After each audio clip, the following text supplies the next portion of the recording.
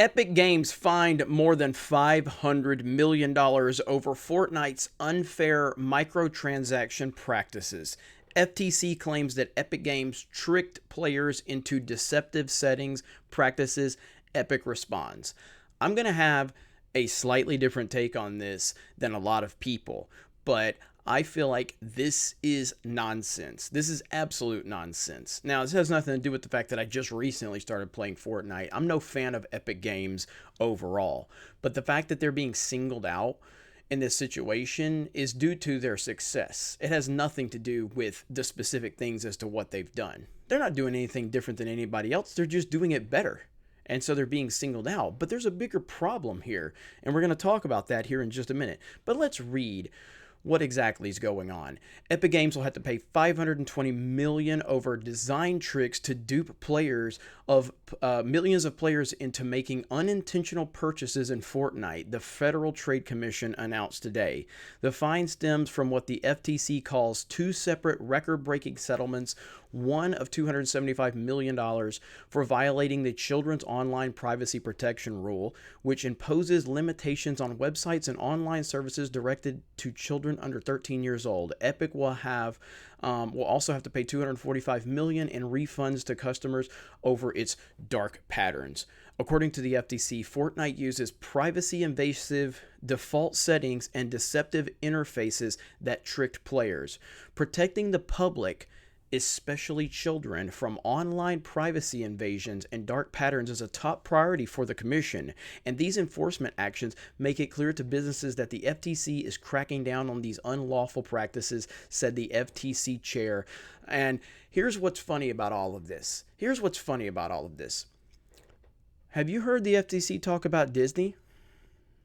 Have you heard them talk about the leaked Zoom calls and the insanity behind all of that? Have you heard the FTC talk about that? I'm here as a mother of two queer children, actually, one transgender child and one pansexual child, and also as a leader. One of our execs stood up and said, we only have a handful of queer leads in our content. And I went, what? That can't be true. And I realized, it actually is true. We have many, many, many LGBTQIA characters in our stories, and yet we don't have enough leads. On my little pocket of Proud Family Disney TVA, the showrunners were super welcoming. Meredith Roberts and our leadership over there has been so welcoming to my not at all secret gay agenda, and I don't have to be afraid to let's have these two characters kiss. Let's in the background. I was just wherever I could, just basically adding queerness to if you see anything queer in the show, I'm Proud Family. But I just was no one would stop me, and no one was trying to stop me. I've had the privilege of working with the Moon Girl team for the last 2 years, and they've been really open to exploring queer stories. And I'm on the production side. Part of the work that I feel like I can put in is making sure that we take place in modern day New York. So making sure that that's an accurate reflection of New York. So I put together a tracker of our background characters to make sure that we have the full breadth of expression. And we got into a very similar conversation, Carrie, of all of our gender nonconforming characters are in the background. And so it's not just a numbers game of how many LGBTQ plus characters you have. We got the further, the more centered a story is on a character, the more nuanced you get into their story. And especially with trans characters, you can't see if someone is trans. There's not one way to look trans. And so kind of the only way to have these canonical trans characters, canonical asexual characters, canonical bisexual characters is to give them stories where they can be their whole selves. Last summer, we removed all of the gendered greetings in relationship to our live spiels. So we no longer say ladies and gentlemen, boys and girls. We've provided training for all of our cast members in relationship to that. So now they know it's hello everyone or hello friends. We are in the process of changing over those those recorded messages. And so many of you are probably familiar when we brought the fireworks back to the Magic Kingdom. We no longer say ladies and gentlemen, boys and girls, we say dreamers of all ages. And so I love the fact that it's opened up the creativity, the opportunity for our cast members to look at that. We don't want to just assume because someone might be in our interpretation, maybe presenting as female, that they may not want to be called princess. So let's think differently about how do we really engage with our guests in a meaningful and inclusive way that makes it magical and memorable forever. The FTC and the justice system is worried about fining Alex Jones and Epic Games. But meanwhile, there's a man in the White House right now named Joe Biden. There's a series or a movie called Cuties that was developed by Netflix.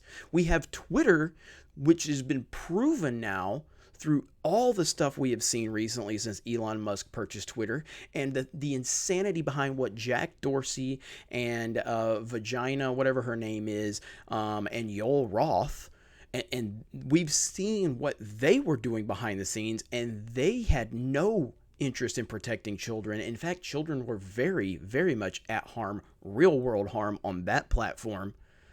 All of that's going on.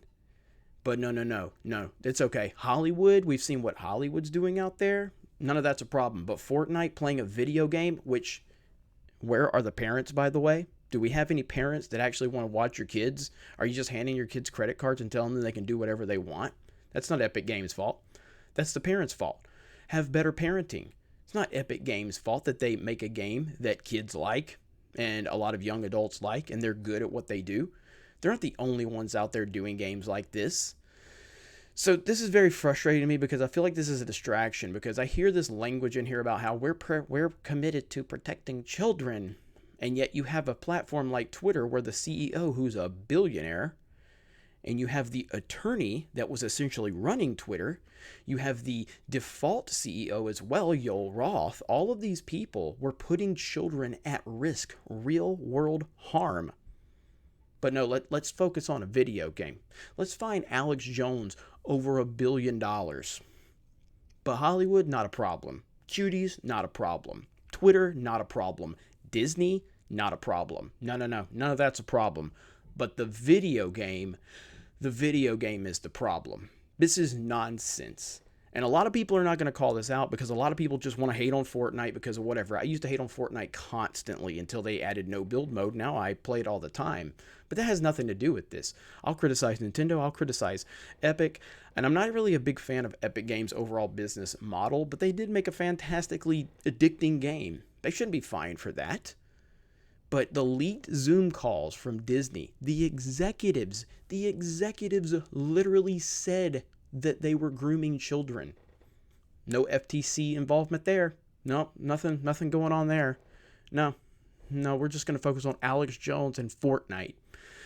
This really frustrates me. I think a lot of people are going to be celebrating this because they have a hatred towards Epic Games and all of that. This is a distraction. There are real problems out there that need to be addressed, and they're not being addressed. But we're going to go after video games, ladies and gentlemen, because parents don't know how to be parents, and they're just handing their kids credit cards, and they're not monitoring what they're doing online. So we're going to hold the successful video game company responsible for the lack of parenting in this country. And if anyone wants to make the same argument on the Disney side or the Twitter side, that is 100% incorrect in every single way possible. You have Disney executives on camera admitting that they are pushing a sexual agenda within the content they're creating. That's not happening with Fortnite. Fortnite just made a game that people like.